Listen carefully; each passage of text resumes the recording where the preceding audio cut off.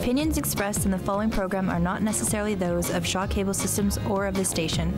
Through our access policy, we provide the opportunity for community groups and individuals to express their points of view.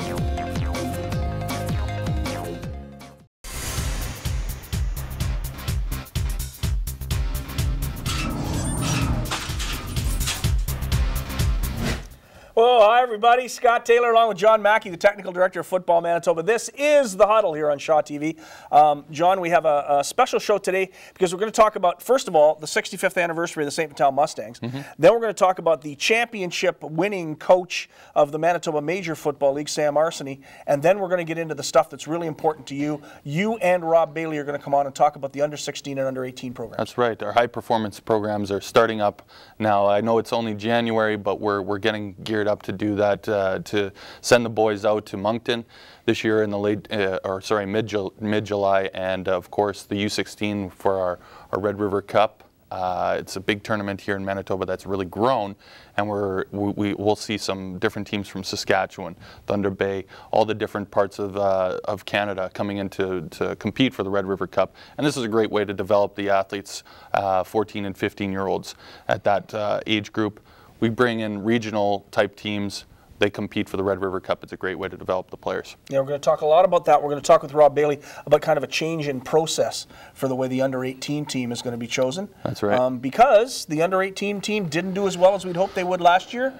No. And when you don't have success, you got to do things differently. Exactly. I mean, we go back to the drawing board, and Coach Bailey and myself had a long chat after our performance in London, and it was a little bit of a disappointment, but we had some great individual performances, which is saying a lot about our athletes. The Defensive Player of the Year in Leon Centerini. Exactly. We had 4 All-Stars from Manitoba. Jaden McCoy, Mason Dick, Alex Taylor, who will be back. Alex Taylor, who will be back. So we have a lot of talent here in the province. It's just about how we go about it from the program development, how to make it better, and structuring it for the coaches to give back to the athletes and to make this program top notch. Before we get to that, we're going to start quickly with a couple of folks from the St. Vital Mustangs, Karen Mundy and Paul Nellis. We're going to talk about the Mustangs 65th anniversary dinner coming up in March, and that's going to be pretty exciting. This is The Huddle. It's community created on Shaw TV, and we'll be back right after this.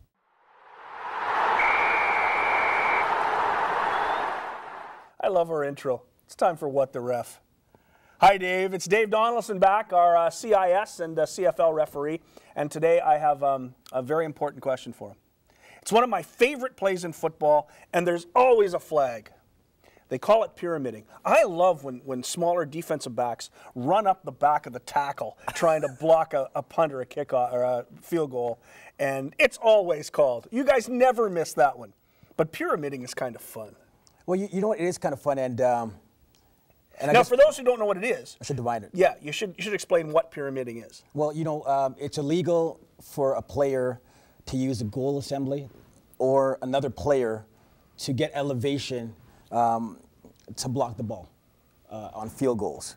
So, for example, if you're... But you've never seen anybody climb the goalpost? No. To try to block a I've seen tall guys like Wayne Weathers and those bigger bodies when I played with them, tall enough to be behind the guys and just stand up and, pretty much get above the upright. Right. Never ended up blocking anything, though. Doug Brown as well, I've seen these guys try.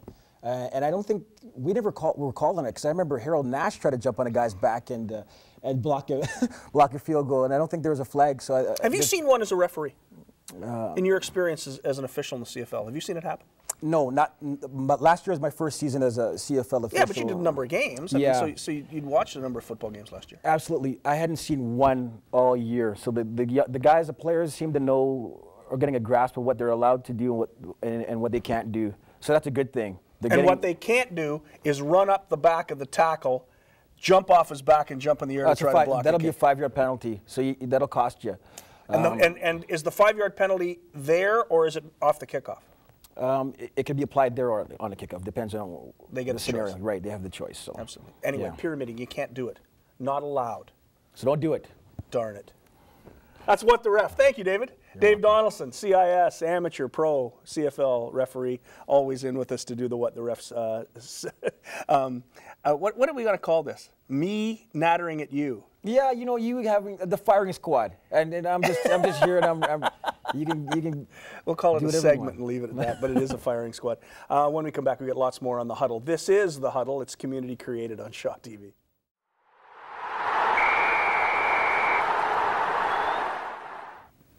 We're back in the Huddle, and we have two very special guests. We have one who's real important and one who is probably more important for a different reason. To my immediate right is Karen Mundy. She is, amongst other things, the manager of the majors of the St. Vital Mustangs and the chairperson for the 65th anniversary dinner for the St. Vital Mustangs. And to my far right is Paul Nellis, who has been with the Mustangs for 30 years. Sons who have played 9, 9, and 15 with the Mustangs. I mean, this is a family deal for the Nellis family. He also calls himself the chief grass cutter for the St. Vital Mustangs, but I'm glad you could come in and join us today. First of all, Karen, tell us about the 65th anniversary dinner, how we can get tickets, how we can go. Well, the 65th dinner is on Saturday, March 9th, and it is at 5:30 p.m. It's at the Mustang Clubhouse at 100 Frobisher Road in Maple Grove Park. Which means Maple Grove Park. Maple Grove Park, yep. And if you need tickets, you can go to our website, www.mustangfootball.ca, or you can email me directly at Hoople, H-O-O-P-L-E, my son's nickname, at mymts.net, and I can get information to you or about how to get the tickets, and we have forms we can email or fax and things like that. Tell us about the dinner. Who's going to be there? Who's going to be there? Well, our guest speaker is a former Mustang, Bruce Covington, former Calgary Stampeder. Yep. Yes. And how old I am, I remember when Bruce played for the Mustangs. That goes way back. Well, he's really excited to come, and he's our guest speaker, like I say. We are going to be inducting a team and 3 builders, as well as the founders of the Mustangs. We're inducting the 1987 Junior Mustangs. They were Armadale Cup finalists in '87. We are inducting Al Penny, Gord's Cook, and Bob Van Dale as builders.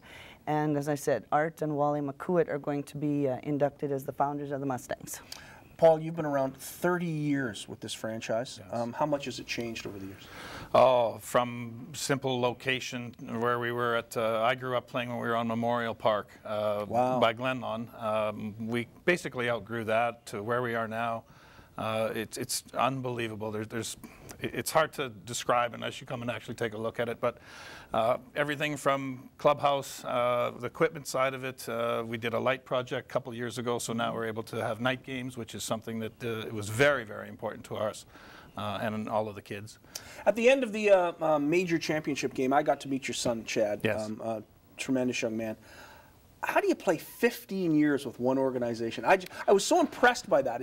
He had stuck with the Mustangs for his entire football career. Yes.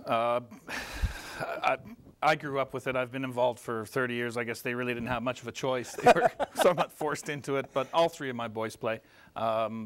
Chad played right from Terminator all the way up to major. So from the age 7 to age 22, yep. He played for the St. Vital Mustangs. Now, yes, sir. You've got a son who's gone to the dark side there, I understand. Yes, sir. So tell us about your other 2 boys. My middle boy, James, he's 9 years with the Mustangs. He plays with the major team. Actually, him and his brother played for the last couple of years together. That was a big thrill for them. My youngest son, Hayden, was with our club. He played 1 year midget, and now he's at Dakota High School. Have you disowned him yet? Absolutely not. The Mustang history is quite an interesting one because there was a flood kind of in the early days, and it looked like there may not be a Mustangs. It started in '48, and then they took some time off. Yeah, well, actually, my husband Simon, he's been working on the history of the club, and we had a whole bunch of holes in the early years because a lot of information wasn't kept, or I don't know if they didn't think it was important, or so there was some consternation about was it 48 or was it 52, because he's found stuff from 48, and then next thing he sees is 52, but because of the article in the Lance we had, the McCourt family contacted us. And we found out since that we were founded in 1948.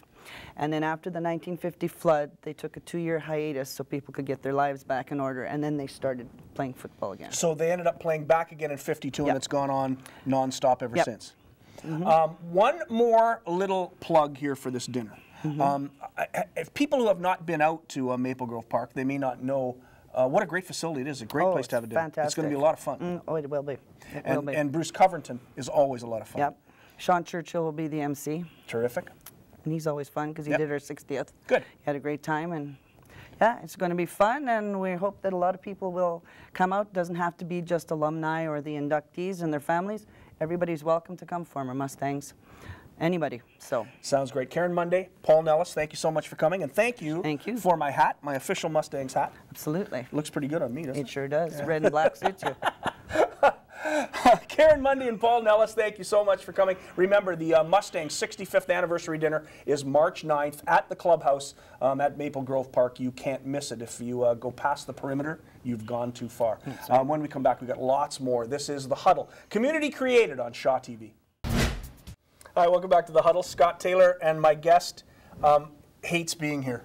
He doesn't want to be here, but he's smiling, and that's a good thing. Sam Arseny, whose staff was the staff of the year and whose football team in the Manitoba Major Football League were the champions, and just a tremendous season, a remarkable season, and so many great stories on your football team. Sam, I don't even know where to start, but let's start with your quarterback, Kelly Sansregret, who just was outstanding and also had a tremendous story as he headed into that championship game. Yeah. Before the season started, his father passed away, and I know he wanted to, play higher level football, go to junior, but he wanted to. He's from Steinbach originally, St. Anne's, so he played on their team, and they didn't have a team, so he came to our team, and I believe he made he said a promise to his dad that he wanted to win a championship for him. So he was just very dedicated this whole year to win that championship, and he got championship game offensive MVP of the game. Yeah, he's a good guy, and he put us over that hump to let us win that game. How important was it to have a quarterback of his level? Because you've already got basically the pieces in place. You look like you're a good football team, but if there was a concern, it was a QB. He comes, you're a better football team. Yeah, the QB is a very important position to win it all. He kind of breaks down. He handles the ball every single play. So you need a guy. He's a very smart guy. He's the best quarterback that I've dealt with. So it did help a lot. Tell us a little bit about that championship game. Were you ever nervous at any point? Yeah. Well, I kind of screwed up earlier in the game. The year before, we unfortunately lost to the Mustangs, and we didn't have no kicker, so we kind of gambled a lot. In this game, we had a kicker. A guy came out from, he lives in Elmwood, Conrad, and so I knew we could kick field goals, but for some reason we were about to line up to kick a field goal, and I guess the Mustangs called timeout, and I was like, oh no, it has the wheels turning, and you're like, maybe I could do a fake, and we did the fake in the semifinal game, and it worked, but we got a penalty on it, so it didn't. But I think the Mustangs recorded it, so they knew it was coming, and the fake didn't work very well. So I was a little bit nervous that we were going to lose on a field goal because that's how we lost pretty much the year before. Right. So, but it all worked out in the end, I guess. Tell us how great that staff you had was. Always, think about me, I'm really young. So I always feel like I'm learning, but from those guys, smartest guys I've ever dealt with, Eddie, my DC, every practice I felt like I was learning. Let's give his full name, Eddie? Eddie Panting. Thank you. Yeah. And best DC you could ask for. The guy is so knowledgeable in football, makes me feel like I don't know nothing. And then Josh, he'll give me a free lunch if I say it, but he's full name. Josh Pereira. Josh Pereira. Mastermind offensive coordinator. I don't know. Super football offensive mind. Yeah, brilliant Josh offensive Pereira, mind. Best OC in the world. I don't know how he's not in the CFL right now. Beautiful. But I have to give credit to the rest of the coaches too, because do that. Without them, I'm just one guy, and football is there's no other sport that's more team oriented. And it's the same thing with coaches, right? And without them, Josh, Eddie, Russ Wallace was the running backs coach. Ryan Scott was the receivers coach. Brian Marchand was our linebacker coach, and then we had Brett Chabanon and Ryan. I can't remember his name. I feel too much pressure. And Mike Goring is our O-line coach too. You talk about the fact that you're young. Tell us a little bit about your background and how you're head coach of the Eastside Eagles. I kind of got forced into being the head coach. A couple of years ago at Transcona, the head coach kind of quit, and the program was probably going to not be around anymore. So they needed someone, and I was just coaching D-line at the time there. And so I kind of stepped up, and it was, you know, it was a little awkward. I'm friends with a lot of the players. Right. So, you know, that's a different challenge all on its own. So I went from there, and from there it's been just getting better and better. Now that I'm not friends with the players, it's a lot better. Yeah, it's a lot better It's when you're just the boss. Show us the ring. It is spectacular. I've got a camera we can get it onto, maybe this one. This is just an outstanding championship ring. There it is. Wow. Looks pretty good in your hand, too. It does. Fits nice. It does. Fits nice. Congratulations. Thank you. Outstanding season. Sam Arsney, the head coach of the Eastside Eagles, the champions of the Manitoba Major Football League. Glad you finally made it down. Yeah. Good to see you. Are you okay? Yeah, You're hanging in? I'm good. You're great. Yeah. And you're going to get your free lunch today. Yeah, Guaranteed. apparently. Guaranteed. Great stuff. Thanks, Sam. Eastside Eagles, the champions of the Major League. We're going to come back, talk to Rob Bailey, Manitoba provincial coach. He's got lots to say about the under-18 program. We're going to do that when we come back. This is The Huddle, community created on Shaw TV. As promised, we're back with Rob Bailey, the head coach of Manitoba's elite under-18 super team. Can I call them the super team? I think you can. Yeah, this is a collection of the best under-18 talent in the province of Manitoba. You're the head coach. Tell us about a little change in process, because it's going to be different this year. When we were at the tournament this year in London, our coaching staff talked a lot about the process that we went through to get to London, and talked about some opportunities to improve. And one of the things I think when I actually originally applied for the head coaching position was talking about trying to take the program to the next level. And to do that, I thought we needed input from the coaching staff and from the players on ways that we could make things better. We're not reinventing the wheel. We're trying something somewhat different. There have been some staffs that have tried to change the process, and what we're looking at this year is applying an evaluation camp to start things off. In years past, we've gone one weekend a month, moving towards our blue and gold game, and then on to the remainder of the selection processes. This year, we're going to go with an elite Football Manitoba evaluation camp. It'll be a one-day camp that'll stretch across an 8-hour period, and the players will have the opportunity to test in a combine style, style evaluation. It'll give them an opportunity to actually grade themselves to see where they're at, and Football Manitoba will also provide them the opportunity to post it on the website, so that if someone's interested in looking at athletes in Manitoba, they can actually look at some stats for them, and they can build a little bit of a portfolio of themselves. So that's a unique opportunity, and Elite is supporting us in that event. So it looks to be a great opportunity for the players and for the coaches to gain some knowledge of the players up front, some things that we haven't been able to do in the past. That phase also includes a position-specific series of camps. We'll be running them at the U of M soccer complex, as well as at Skylight Soccer Complex. And that's in East St. Paul.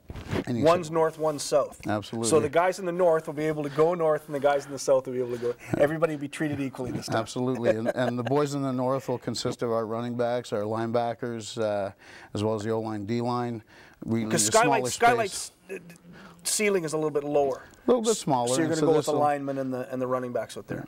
And so we'll work through a progression to get the position camps going, and then working our way towards group activities, which will be focused at the U of M soccer complex, and working towards a 12-on-12 competition for these athletes. And so it's an interesting change in the process. What we're trying to do is condense the process so that we have continuity between the phases. So we're going to basically roll up from the evaluation camp on March 24th, work through April, and then in May have our traditional blue and gold game to select our group to go to the final selection process. This isn't a camp generally with a small number of people, because your blue and gold game usually has about 50 players a side. So you're looking at a big camp. That's a lot of players to evaluate. Right. And that's the other thing that we looked at, Scott. Last year we had 241 athletes show up at the Golf Dome from 6 to 9 o'clock, for the January, February, March sessions, and it was very congested, and we really didn't get to see the athletes perform to the best of their ability. By doing the evaluation camp, we get some really good information on the players. the position camps will allow us to split things off. We'll be able to work with smaller groups. We'll be able to do a better evaluation of them, and the players will be able to feel freer and safer in working through their progressions in the position camp. So looking really forward to that. We hope we have, you know, the 200 and we hit the 241 plus right. mark in the evaluation First position elite camp. evaluation camp. Yeah. What's your assessment of how it went last year, and what was your assessment of London at the Football Canada Cup? The Football Canada Cup in London was just a phenomenal experience. The host committee ran just a fantastic event. We had actually worked with that group. They ran the original U17 program that started in Kitchener-Waterloo, and they had run the first 2 years of the Kitchener-based event, and they came to this event and ran it, and they did the same job that they did in 2004 and 2005. Just a phenomenal event. You couldn't ask for anything better. For the first time since I've been involved with provincial team, players complained about air conditioning in the rooms being too cold. Traditionally, we go away, it's July, kids are stuck in sweltering heat in the university campus, and they had air conditioning. They walked down from the air conditioning room, food was right there. We walk across the road, we're right at the facility. That says something about the University of Western Ontario, doesn't it? It was so well organized, unbelievable, and such a great group to work with. New Brunswick is our host for 2013. They took some notes from the group in London, so I expect it'll be another great event, and we look forward to heading out there July 14th. The tournament starts, and we'll be back home on the 22nd, so it looks to be a great opportunity for us. It's the winning and losing that I think that as a head coach drives you crazy, right? The team was what, 1-4 last year at the event? When we look at the last year, we were 1 and 2. And to look at the process, it was a learning process. When you look at the provincial team program, it's typically a 2-year process. Right. When you look at the teams coming through, the first year they'll compete, and the second year tends to be that year where you expect to excel, and that's your best opportunity to come away with a championship. Saskatchewan was a good example of that in 2011 in Lethbridge, how they came out and played, and then in 2012 in London they were a stronger team and really pushed hard to get to the gold medal game. The exception to that is always the team from Quebec, who have a number, the majority of their group is a true group of 17-year-olds that are going on, and they have a large That's that SAGEP program in Quebec, isn't it? Well, absolutely, and it helps them a ton. For us, we're going into our second year with this group. We have a number of key players that are coming back to us. We have Alex Taylor, who was an all-star last year. Alex Taylor, absolutely. So we expect great things from him. Our receiving core, Riley Harrison and Kenyon Felix, to name a couple. Our defensive backfield, Brock Leckerman, a young player that came out last year that performed very well in the tournament. We expect great things from him.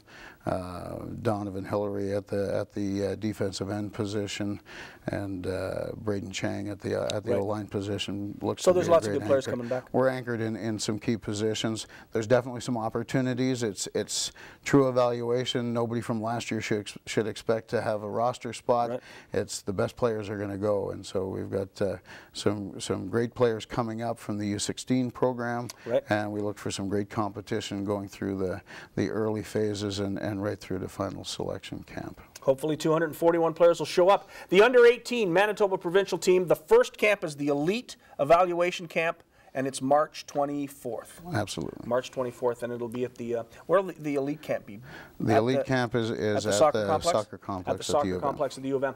Go to footballmanitoba.com for all the information you need. It's right on the front page. Rob Bailey, the head coach of our under-18 team, will be back with John Mackey right after this. You're watching The Huddle, community created on Shaw TV. Welcome back to The Huddle. John Mackey's here, because we're going to do a whole segment. Usually we just do the intro and the extra of the show, me and John, and then that's all I ever see him. But this time we are going to do a segment because there's so much going on in Football Manitoba, and as you all know, John is the technical director. And under 16, under 18 teams, it's all starting. Yeah. We know that the Nomads women have been already scouting players. It's getting quicker. It's right around the corner. It is only January. The NFL season isn't over yet, but football in Manitoba is getting ready to roll out once more. Our registration has opened up for our high performance programs. Our U16 and U18 have opened up this week. You can sign up online. You can go straight from our website, www.footballmanitoba.com.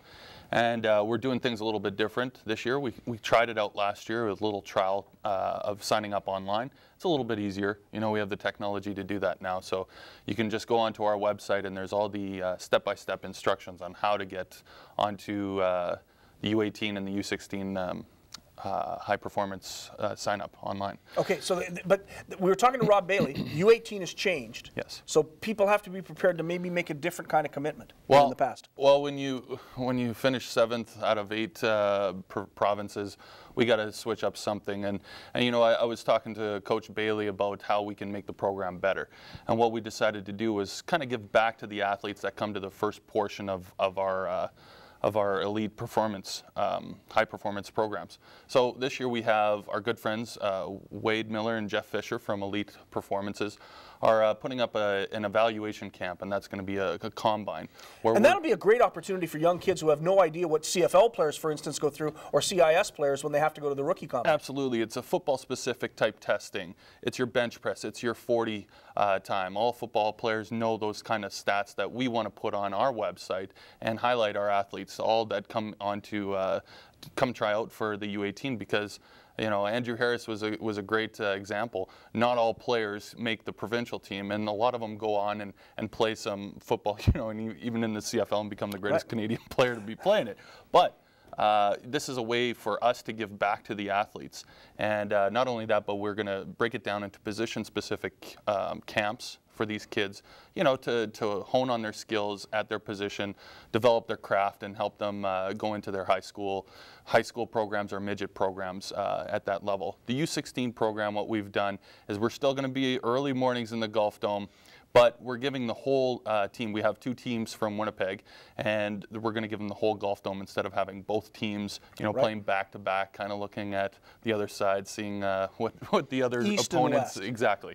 So we're going to give them the whole Golf Dome at one time, just to give that space out there and let the coaches do what they can. Now, if people want to sign up for this thing, all they have to do is go to footballmanitoba.com. Footballmanitoba.com, absolutely, and you can find the registration link, and that'll go towards Point Streak, which is our online database that gets all the information, and you can pay from online credit card. What else going on?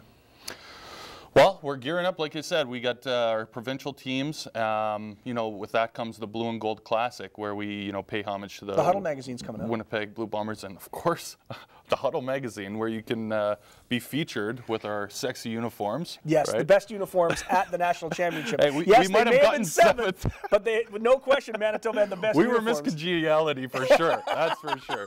But yeah, the Huddle's going to be coming out in February. We have Andrew Harris, you know, plastered all over there. You know, Winnipeg kids. So lots of things happening, and even in the cold winter, there's still a lot happening for the sport of football. Sure is. When we come back, we're going to wrap up the show. Absolutely. John Mackey, the technical director of Football Manitoba. We're going to come back, wrap it up. This is The Huddle, community created on Shaw TV. Busy show this week. Lots going on, certainly with our under 16 and under 18 programs. Yep. And thank you for doing an entire segment this week. No Appreciate problem. it. Sam Arseny, very interesting guy, young guy coaching that Eastside Eagles team.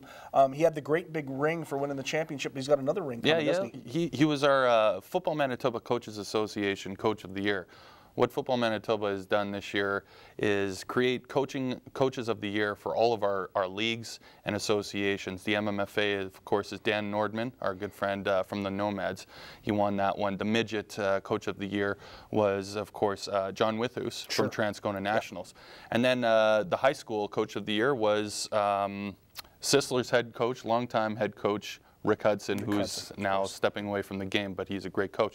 And this year's major is, of course, Sam Arseny. So we're trying to give back, and we're trying to highlight these coaches and, you know, give them something that all football players, all coaches love to get, and that's that ring, right? Which our friends from Heavy Metal Design. Of course, his championship ring is as big as a house. Oh, man, they just keep getting bigger and bigger. All of a sudden, they're just going to give you championship brass knuckles. That's what's going to be the next. This has been The Huddle. Scott Taylor and John Mackey. Glad you could join us. We're community created on Shaw TV, and we'll be back next week. See you later.